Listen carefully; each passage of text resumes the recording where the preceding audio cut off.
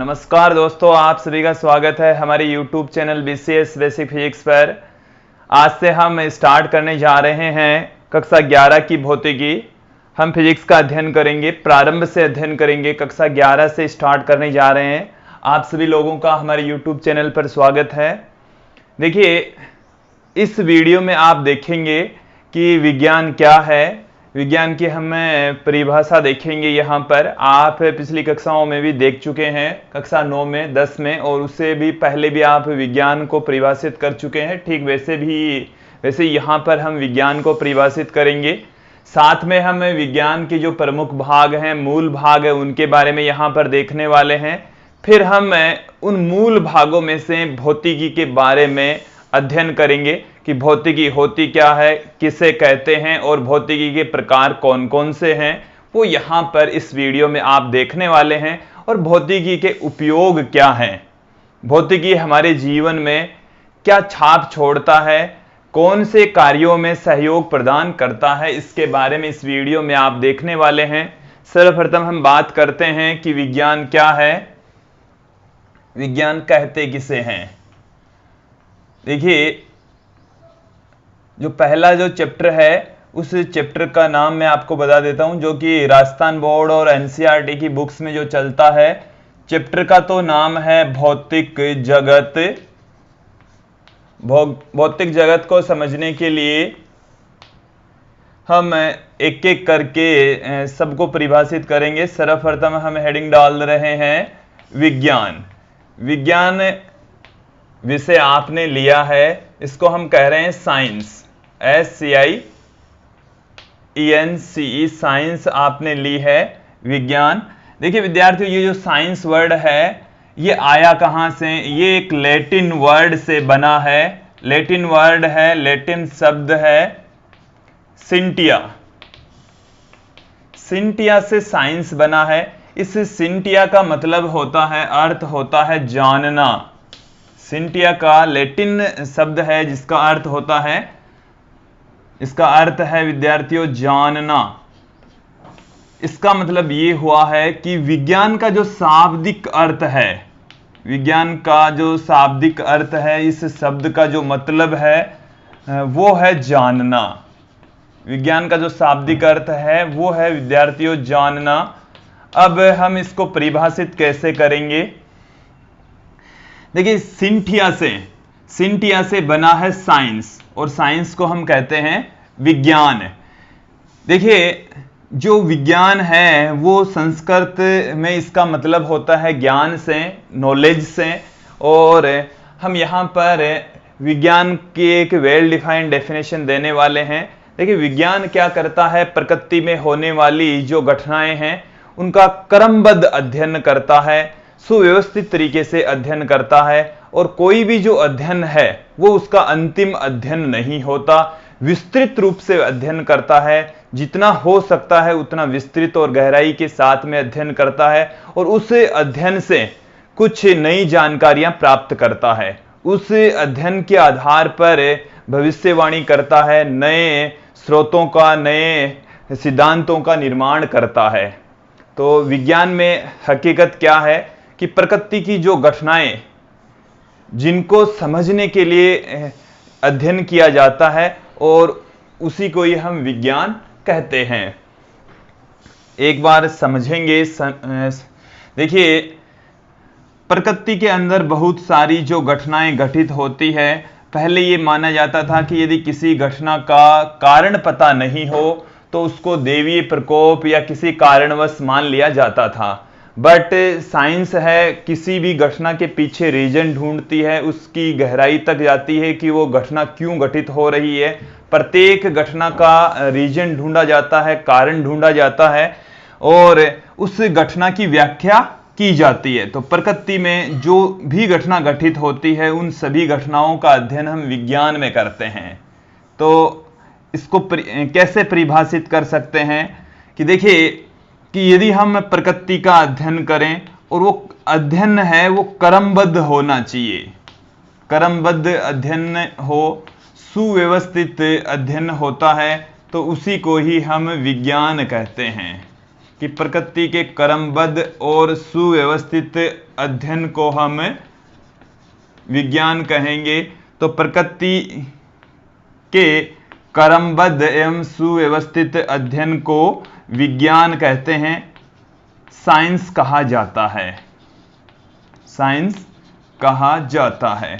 अब देखिए, प्रकृति के अध्ययन को हम विज्ञान में अध्ययन करते हैं और इस अध्ययन को हमने मूल रूप से 3 भागों में बांट रखा है, अर्थात विज्ञान है उसको हमने 3 भागों में विभाजित कर रखा है।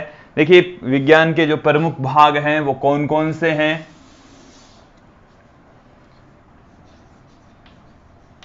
विज्ञान के मूल भाग, वैसे तो विज्ञान के बहुत सारे भाग हैं, लेकिन उनको हमने मूलतः 3 भागों में विभाजित कर रखा है।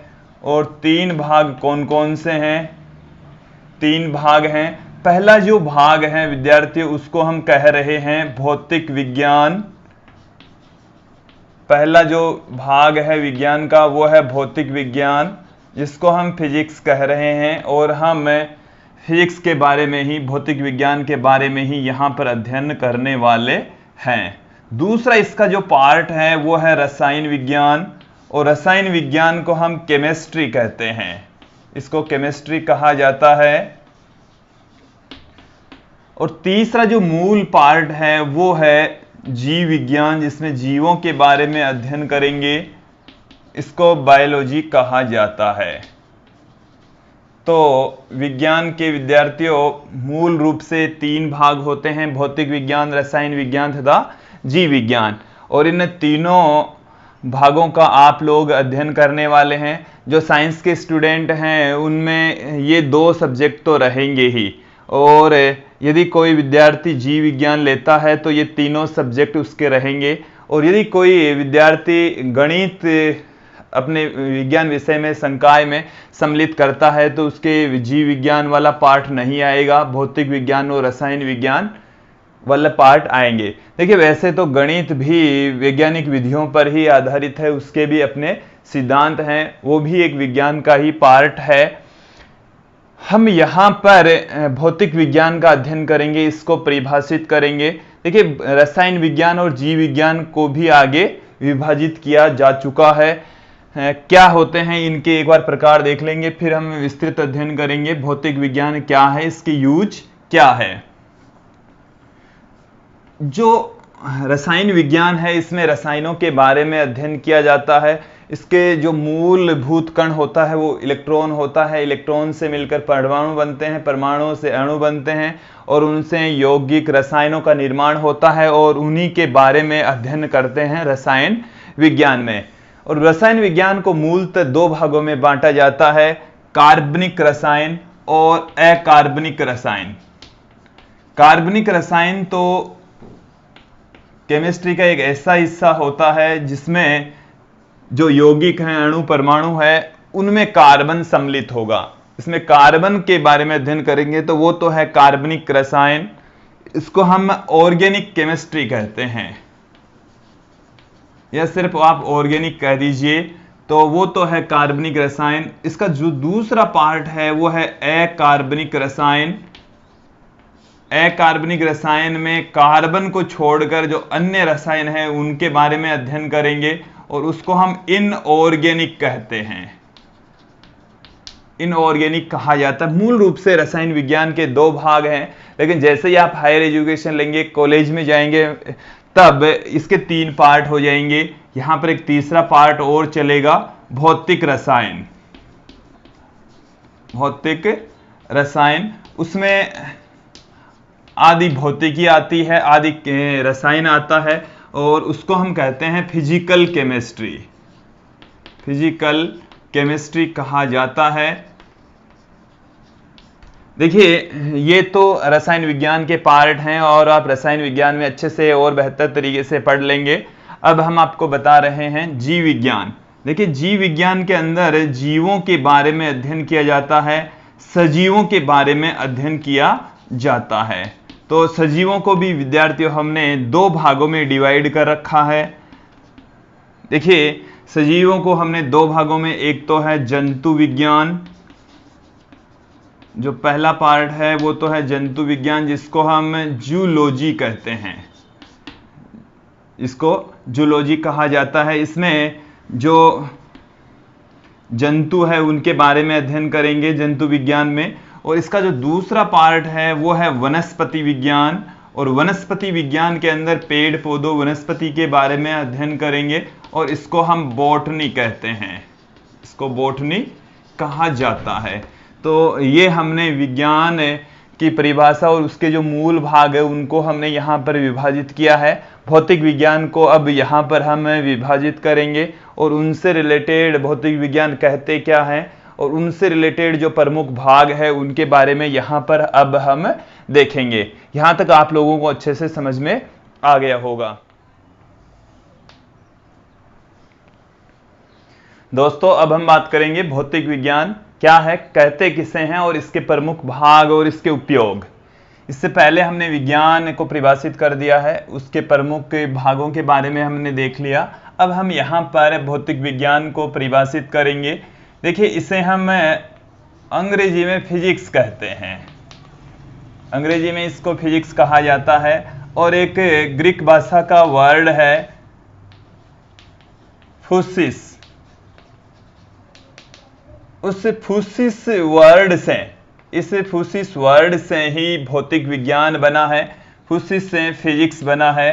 विद्यार्थियों, इस फूसिस का जो अर्थ है वो है प्रकृति, इस फूसिस का अर्थ है प्रकृति, इसका जो शाब्दिक मीनिंग होता है वो होता है प्रकृति। और जो फिजिक्स होता है, फिजिक्स है फूसिस से बना है, और इसका यदि हम शाब्दिक अर्थ की बात करें भौतिकी की मतलब फिजिक्स की, तो वो होता है प्रकृति या प्राकृतिक घटनाएं, प्रकृति या हम कह सकते हैं कि प्राकृतिक घटनाएं जो हमारे आसपास चारों ओर वातावरण में घटित हो रही है, उन घटनाओं को हम फूसिस कह रहे हैं। और ये ग्रीक भाषा का शब्द है जिसका अर्थ होता है, जिसका मतलब होता है प्रकृति। देखिए, भौतिक विज्ञान में क्या है, भौतिक विज्ञान को हम कैसे परिभाषित करेंगे।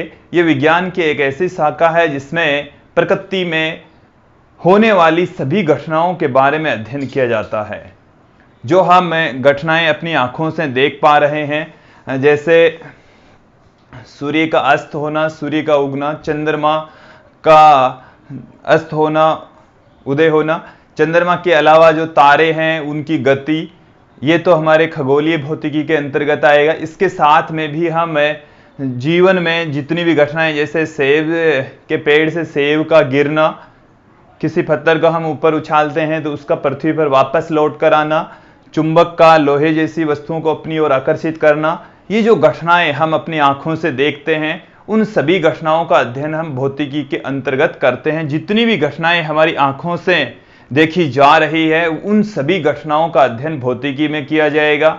जो घटनाएं हम देख सकते हैं, सुन सकते हैं, महसूस कर सकते हैं, उन सभी घटनाओं के बारे में भौतिकी के अंतर्गत अध्ययन किया जाएगा। उसका अध्ययन हम फिजिक्स के अंतर्गत करेंगे। तो विद्यार्थी, उसमें हमारे पास में जो घटनाएं हैं उनमें से घटनाओं को भी हम स्थूल घटनाएं, स्थूल प्रभाव तथा सूक्ष्म प्रभाव, दो भागों में विभाजित कर सकते हैं। जो भौतिकी है उसको विभाजित करने के जो मूल भाग हैं वो है घटनाओं का प्रभाव। तो घटनाओं के जो प्रभाव हैं वो एक तो हो सकता है स्थूल प्रभाव, स्थूल का मतलब है मोटा, बड़ा, और दूसरा जो प्रभाव है वो है सूक्ष्म प्रभाव, सूक्ष्म का मतलब है छोटा। तो इन प्रभावों के आधार पर ही हम भौतिकी के भाग डिवाइड करेंगे, विभाजित करेंगे, निर्धारित यहां पर करने वाले हैं। देखिए, भौतिकी की जो परिभाषा है एक बार फिर से सुन लेंगे कि प्रकृति की विज्ञान की ऐसी शाखा जिसमें हम प्रकृति में होने वाली विभिन्न घटनाओं का अध्ययन करते हैं, भौतिक विज्ञान कहलाती है। और जबकि विज्ञान में भी लगभग ऐसी ही डेफिनेशन है कि प्रकृति का जिसमें हम क्रमबद्ध सुव्यवस्थित अध्ययन करते हैं तो उसको हम विज्ञान कहते हैं। और विज्ञान का जब अध्ययन हम करते हैं तो बहुत सारी भविष्यवाणियां की जाती है, बहुत सारे सिद्धांत निकलते हैं, बहुत सारे नियम कायदे निकलते हैं।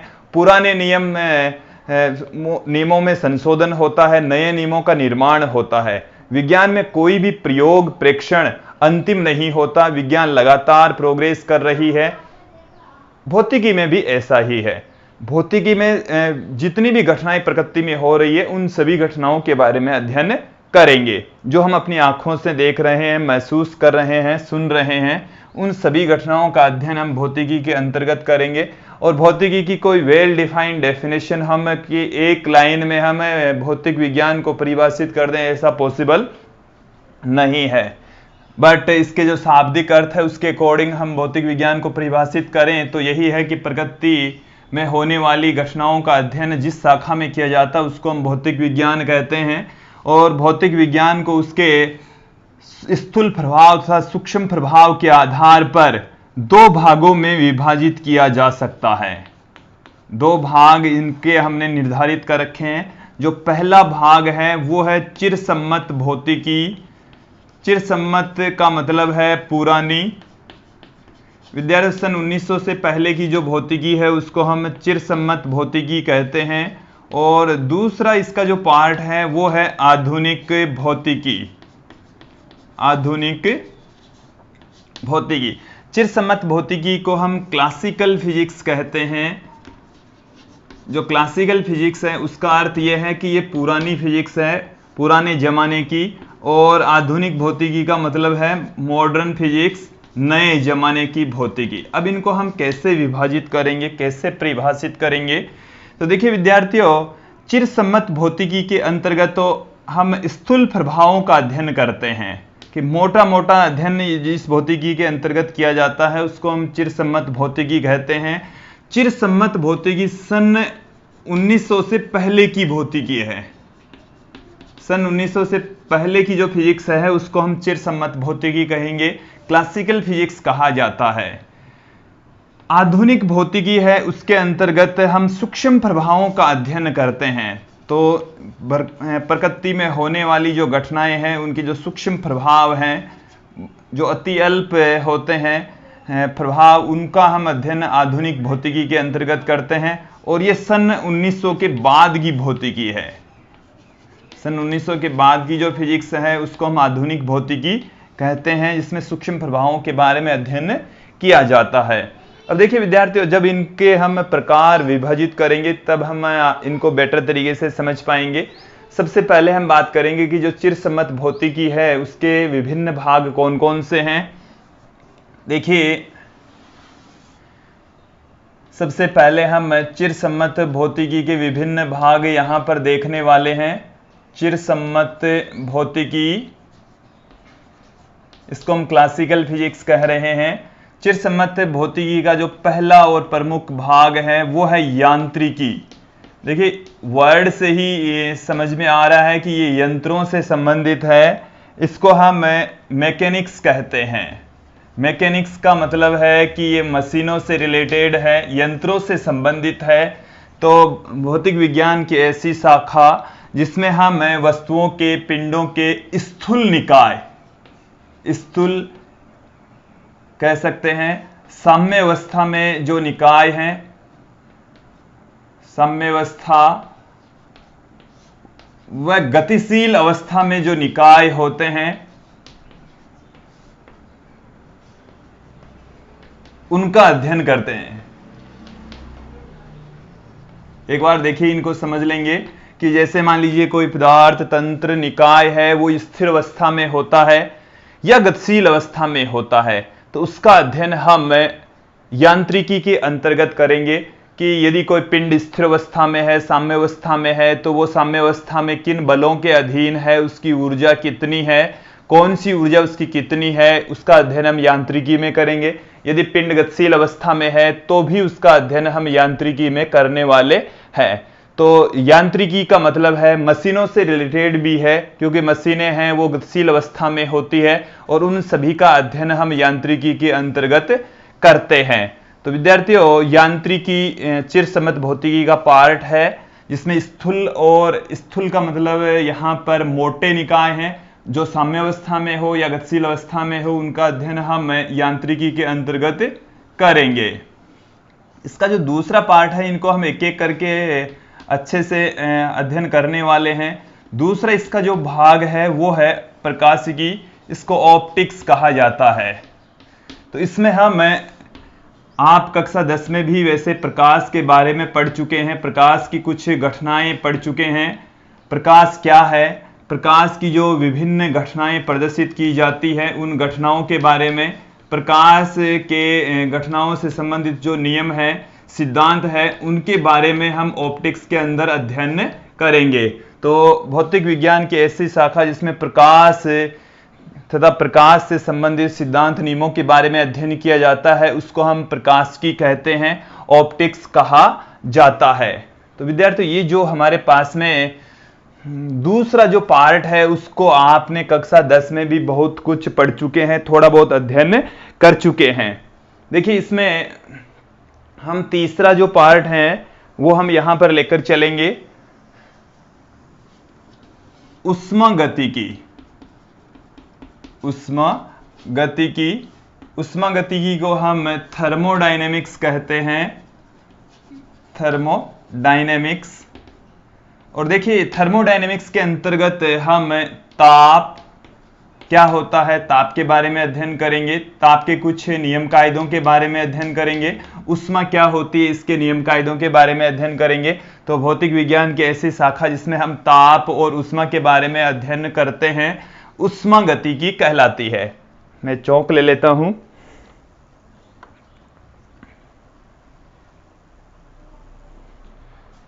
इसका चौथा जो पार्ट है वो है विद्यार्थियों ध्वनि विज्ञान।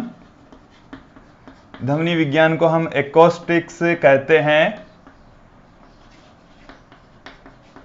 इसमें हम ध्वनि के बारे में, ध्वनि के जो विभिन्न प्रभाव हैं उनके बारे में हम अध्ययन करेंगे, ध्वनि के गति के बारे में, विभिन्न माध्यमों में ध्वनि की गति, प्रभाव, घटनाएं, उनके बारे में अध्ययन करेंगे। तो उसको हम ध्वनि विज्ञान कहते हैं।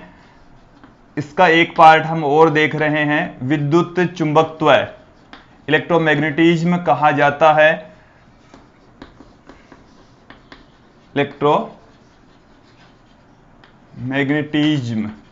इलेक्ट्रोमैग्नेटिज्म में विद्यार्थियों जो विद्युत चुंबकीय घटनाएं हैं उनके बारे में अध्ययन करेंगे। विद्युत से भी रिलेटेड होगी, चुंबकत्व से भी रिलेटेड होगी, तो उसको हम विद्युत चुंबकत्व के अंतर्गत अध्ययन करते हैं। विद्युत चुंबकत्व जो इलेक्ट्रोमैग्नेटिज्म है उसको भी हम दो भागों में, विद्युत की तथा चुंबक की में विभाजित कर सकते हैं।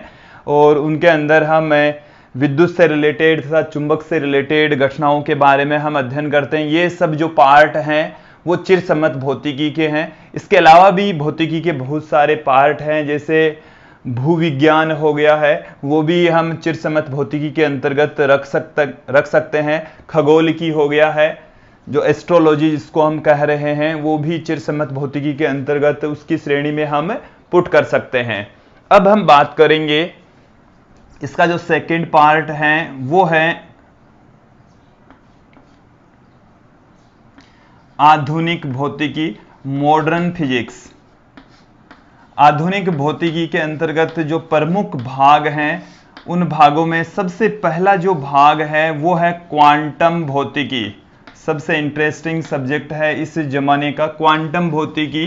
इसको हम क्वांटम भी सीधा क्वांटम फिजिक्स कह सकते हैं, क्वांटम। और विद्यार्थी इसमें हम पदार्थ और प्रकाश की जो द्वैत प्रकृति होती है उसके बारे में अध्ययन करते हैं। और विद्यार्थियों जो प्रकाश है और पदार्थ है उन दोनों को एक क्वांटा के रूप में मानकर अध्ययन किया जाता है, इनकी द्वैत प्रकृति के बारे में अध्ययन किया जाता है। तो उस शाखा को हम यहाँ पर क्वांटम भौतिकी कहेंगे। दूसरा इसका जो पार्ट है वो है आपेक्षिकता। आपेक्षिकता का मतलब यहाँ पर है रिलेटिविटी। रिलेटिविटी के अंतर्गत हम उन घटनाओं का, उन पार्टिकल्स का अध्ययन करेंगे जो घटनाएं लगभग प्रकाश के वेग से, जो कण जब लगभग प्रकाश के वेग से गतिशील हो, उनका अध्ययन हम आपेक्षिकता के अंतर्गत करेंगे कि जिन कणों का वेग प्रकाश के वेग के लगभग बराबर हो। प्रकाश के वेग के लगभग जिन कणों का वेग होता है, प्रकाश के वेग से ज्यादा नहीं हो सकता, प्रकाश के वेग के बराबर हो सकता है, उससे थोड़ा सा कम हो सकता है, तो उनका अध्ययन हम जिस शाखा में करेंगे उसको हम आपेक्षिकता कहते हैं, रिलेटिविटी कहा जाता है। फिर उसके बाद में हम बात करेंगे जो इसका थर्ड पार्ट है, परमाणुवीय भौतिकी, इसको हम एटॉमिक फिजिक्स कहते हैं। जो एटॉमिक फिजिक्स है इसमें हम परमाणु के बारे में अध्ययन करेंगे। देखिए विद्यार्थियों, परमाणु के बारे में भी आप कक्षा 9 में बहुत कुछ पढ़ चुके हैं कि परमाणु होता क्या है। फिर परमाणु के विभिन्न मॉडल भी आप पढ़ चुके हैं, उसमें आप Thompson model, Rutherford model, Niels Bohr का मॉडल और इसके अलावा भी आप सोमरफील्ड का मॉडल देख चुके हैं, कक्षा 9 में देख चुके हैं। देखिए कोई भी मॉडल है वो अंतिम नहीं होता, सभी एक के बाद में एक सुधार करते हुए नए मॉडल देते चले गए। और परमाणु के बारे में जो हाँ अध्ययन किया जाता है उसको हम एटॉमिक फिजिक्स कहते हैं, परमाणुवीय भौतिकी कहा जाता है। फिर उसके बाद में हम चलते हैं आधुनिक भौतिकी के एक और पार्ट पर, इसको हम नाभिकीय भौतिकी कहते हैं। अब हम परमाणु की नाभिक में पहुंच गए हैं। नाभिकीय भौतिकी को न्यूक्लियर फिजिक्स कहा जाता है। न्यूक्लियर फिजिक्स, और इसमें नाभिकीय विखंडन, नाभिकीय संलयन, नाभिक के अंदर होने वाली जितनी भी घटनाएं हैं और नाभिक से रिलेटेड जो भी घटनाएं होती है उनका अध्ययन हम नाभिकीय भौतिकी के अंतर्गत करेंगे। अब विद्यार्थी इस वीडियो में आप देखेंगे कि भौतिकी के उपयोग कहाँ कहाँ हो रहे हैं, क्या वास्तव में भौतिकी हमारे दैनिक जीवन को प्रभावित करती है, कहाँ उपयोग होते हैं, अभी यहाँ पर देखेंगे।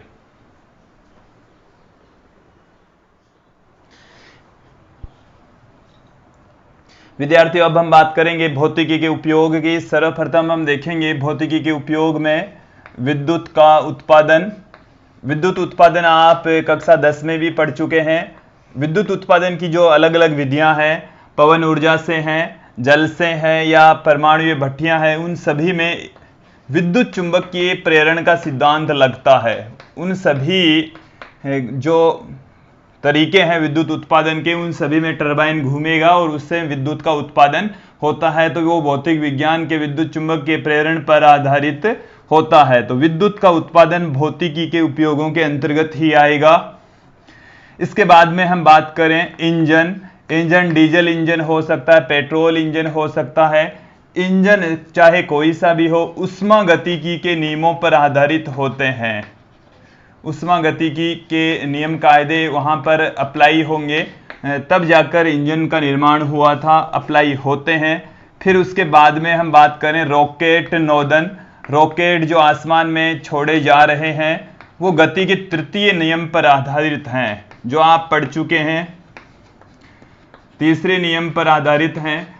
तीसरा नियम रॉकेट नोदन में लगता है, जो आकाश में सैटेलाइट लेकर जाता है और भी जैसे चंद्रमा पर जाना हो, मंगल ग्रह पर रॉकेट्स को भेजे जाते हैं, तो उन सभी में गति का तीसरा नियम अप्लाई होता है। फिर उसके बाद में हम बात करें जैसे फैक्स हम भेज रहे हैं, फोटोग्राफी जो मशीन होती है उनके अंदर विद्युत चुंबकीय तरंगों का उपयोग होता है। विद्युत चुंबकीय तरंगे वहां पर अप्लाई होती है और विद्युत चुंबकीय तरंगों की सहायता से ही हम फोटोग्राफी और इस प्रकार की कुछ घटनाओं का अध्ययन करते हैं। इसके बाद में हम बात करेंगे वायुयान का उड़ना। जो एरोप्लेन है वो किस प्रकार से उड़ पाते हैं। विद्यार्थियों, ये जो एरोप्लेन का उड़ना है, वायुयान का उड़ना है, वो बर्नौली प्रमेय पर आधारित होता है। ये भी आप भौतिकी के अंतर्गत अध्ययन करने वाले हैं। बर्नौली प्रमेय पर वायुयान की गति होती है। वायुयान बर्नौली प्रमेय के द्वारा ही हम समझा सकते हैं। इसके साथ में विद्यार्थियों आप और भी बहुत सारे हमारे भौतिक जीवन के अंदर देख सकते हैं, जैसे परमाणु भट्टी है तो वो नाभिकीय विखंडन पर आधारित होता है। सभी घटनाएं जो हम अपनी प्रकृति में देख रहे हैं कोई ना कोई सिद्धांत पर आधारित होती है। तो परमाणुीय भट्टी है, नाभिकीय भट्टी है, जिनसे हम विद्युत का उत्पादन करते हैं, तो वो नाभिकीय विखंडन पर आधारित होती है। तो ये हमने कुछ एग्जाम्पल आप लोगों को बताए हैं। जो हमारे को ये बताते हैं कि भौतिकी का हमारे दैनिक जीवन में और ये जो प्रौद्योगिकी है, उद्योग धंधे हैं, उनमें इनका यूज होता है। आगे की वीडियो में हम बात करेंगे कि इस ब्रह्मांड में, प्रकृति में मूलभूत बल कितने हैं, उन मूलभूत बलों की परिभाषा क्या है, कहां पर अप्लाई होते हैं, उनके बारे में हम अध्ययन करने वाले हैं।